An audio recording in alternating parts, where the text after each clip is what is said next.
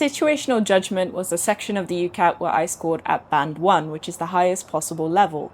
I think one of the main reasons that some people struggle with SJT is because several answers can sound plausible. You may know that an action is appropriate, but still struggle to decide if it's very appropriate. So in this video, I'd like to go over my strategy for the situational judgment section. Hello! So in this video, I'd like to talk you guys through my strategy to go through situational judgment, how I prepared, and how I managed to score in band 1. Before I start this video, I'd like to say thank you so much to everyone that watched my previous UCAT video and for all of the kind comments and support on that video. I'm really glad that it helped a lot of you guys, and I really hope that I can make as much UCAT content as possible before the UCAT season ends to help you guys and give you my insights. Thank you so much for your support. It's greatly appreciated, and I hope that this situational judgment video is one that's helpful as well. I'm going to go over the exact framework that I use for SJT questions, the ethical principles that you need to know for the UCAT, how to identify those small details that separate the different answer options. This video is relevant to you if you're sitting the UCAT exam and applying for entry to medicine and dentistry.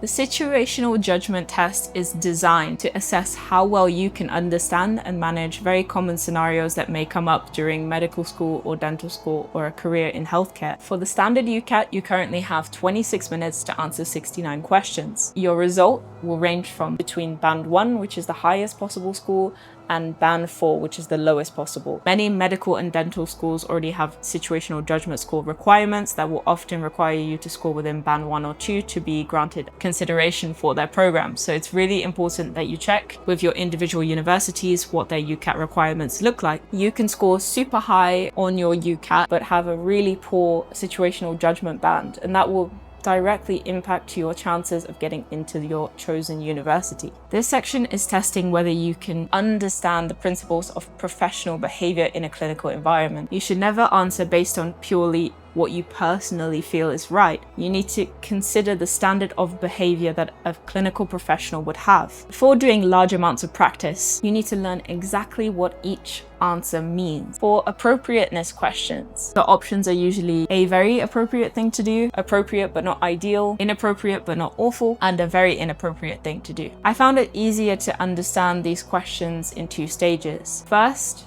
I like to decide which side that this belongs to. Is it on the appropriate side or the inappropriate side? That immediately narrows your choice down from 4 options to 2 options. Then you need to decide the degree. If it is appropriate, is it the best, most complete, and most proportionate response? Or is it slightly helpful but doesn't resolve the whole issue? If it is inappropriate, is it simply unhelpful or poorly judged? Is it so inappropriate that it could cause serious harm, even involve dishonesty, breaching confidentiality, or other violations of ethical principles? For importance questions, the options usually range from very important to not important at all. Again, begin by asking yourself whether the factor genuinely impacts the decision. A very important factor is something that will directly impact the situation and something that could directly affect safety, trust, or the appropriate course of action. An important factor is something that could be relevant and should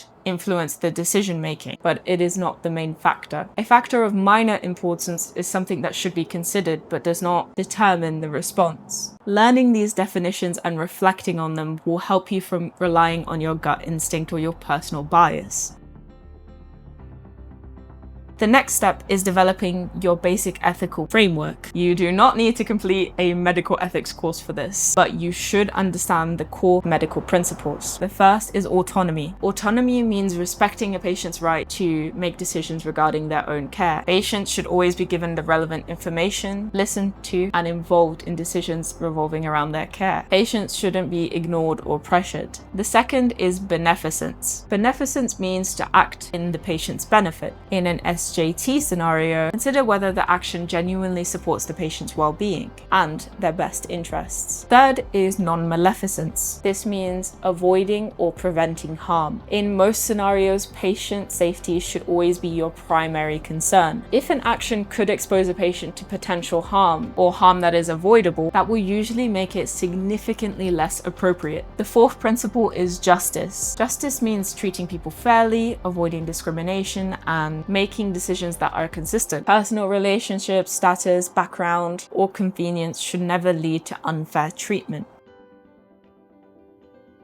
Patient information should always be protected and only shared when appropriate. You should never discuss patient cases casually in a public setting or share this information with other people. You should never access information without a valid reason or share details just because another person is curious. Confidentiality is extremely important, although there are times where it is not absolute. There may be exceptional circumstances in which it must be shared in order to protect someone from serious harm. Now, this could be if a patient is at risk to themselves or people around them. Any disclosure should always be justified and made through the correct escalation pathways. These 5 principles oftentimes overlap. A strong answer may protect patient safety, confidentiality, and autonomy.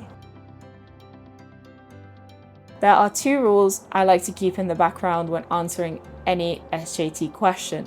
The first is that patient safety always comes first. This doesn't mean that you should panic, publicly confront everyone, or rush to inform the most senior member of staff immediately. But it does mean that when there is a credible risk of harm, it should never be ignored. The response to a situation like this should be proportionate and should protect the patient's safety. The second rule is honesty. Never lie, conceal mistakes, forge, falsify information, or mislead patients or colleagues. If something has gone wrong, the proportionate response is always to acknowledge it, inform the patient, take accountability, inform the correct person, and take the appropriate response. That will reduce harm. Trying to protect yourself or a colleague by hiding an error is always a violation of serious professional ethical principles.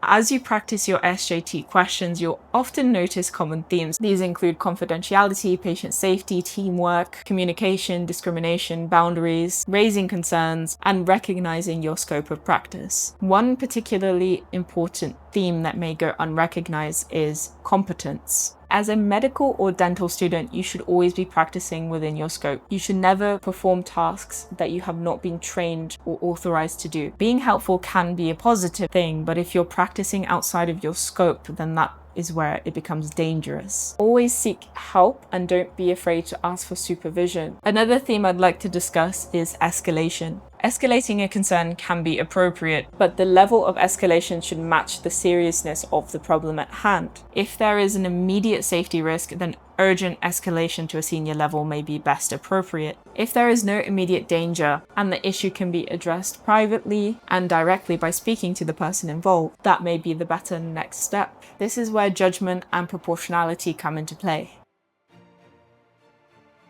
This is the system that I recommend using for every single question. Step 1 is to read the question carefully and identify the core issues. Please don't become distracted by every name, place, relationship, or background detail mentioned. Ask yourself, what is actually being tested here? Is this mainly about safety, confidentiality, escalation? Step 2 is to identify the people that could be affected. Consider the patient and their safety, but also think about your colleagues, other students, and the wider public if relevant. Step 3 is to order the identified issues by importance. Step 4 is to focus on the response that you have been asked to judge. A common mistake is rating the original situation rather than the proposed action. Step 5 is to choose a side. Is the response appropriate or inappropriate? Is the factor important or not important? Step 6 is to refine the degree. Ask what may prevent this response from being ideal. Does it only partly address the problem? Is it unnecessarily delayed? Is there a safer and more direct option available? Or does it even create a new risk? Finally, consider the likely best case and worst case consequences. Consider the reasonable effects of the action. Could trust be damaged? Could confidentiality be violated? Then select your answer and move on.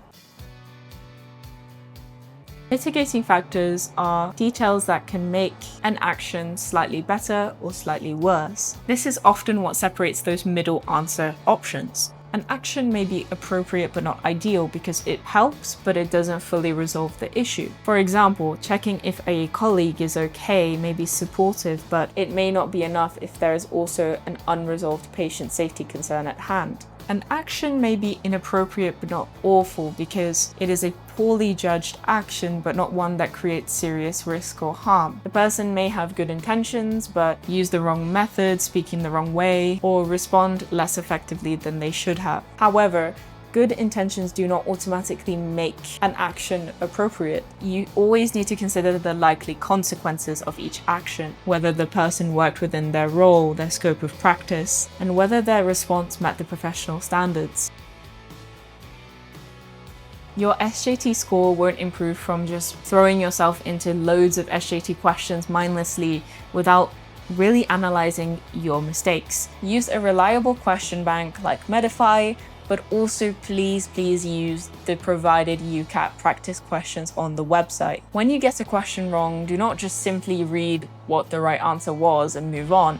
You need to analyze why you got it wrong, record the theme of the question that you got wrong, the answer you selected, the correct answer, the professional principle being tested, and the detail that you missed. For example, you may realize that you repeatedly escalate minor concerns too quickly, or underestimate confidentiality breaches, or maybe you even choose answers that are kind and lean towards your personal bias rather than things that will fully resolve the issue. This gives you something specific to improve on, and through time you'll be able to see correlations on the type of questions that you are missing out on. If you choose very inappropriate when the answer was inappropriate but not awful, ask yourself which mitigating factor reduced the severity. The SJT also awards partial marks when your answer is close to the correct answer. So correctly identifying inappropriate or appropriate is still valuable, but if you're able to obtain those full marks on those questions, it will really improve your score. Learning the final distinction is what will help you move up to band 1.